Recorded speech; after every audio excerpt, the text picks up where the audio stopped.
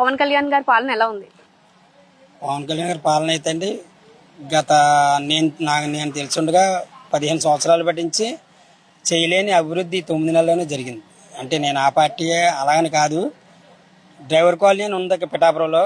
ఏ ప్రభుత్వం కూడా అక్కడ రోడ్డు ఎంచలేకపోయింది. మేము చూస్తుండగా ఏ ప్రభుత్వం కూడా చేయలేదు. డైలీ 4-5 యాక్సిడెంట్లు అయిపోయాయి. అంటే ఉప్పాడు వెళ్ళి దారి అండి డ్రైవర్ కాలనీ, అది ఆయన రాగానే వేసారు. అలాగే సోమలకోట రోడ్డు ఏ ప్రభుత్వం కూడా వేయలేకపోయింది, ఆయన వేయించారు. తర్వాత ముఖ్యంగా చెప్పుకుంటే ఏంటంటే పిఠాపురానికి పశువుల సంత అన్నది ఏ పార్టీ కూడా ఎవరు కూడా కనీసం అక్కడ తుక్కు కూడా ఎత్తించేవారు కాదు.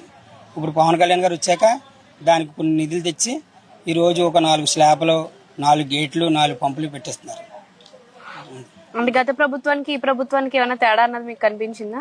కనిపించిందండి. ఆల్రెడీ 9 నెలలుగా చాలా తేడా కనిపించింది. ఈ 5 సంవత్సరాలు పూర్తి అయ్యేసరికి పిఠాపురం ఒక సుందరవనంలో తయారవుతుందని మేము అనుకుంటున్నాం.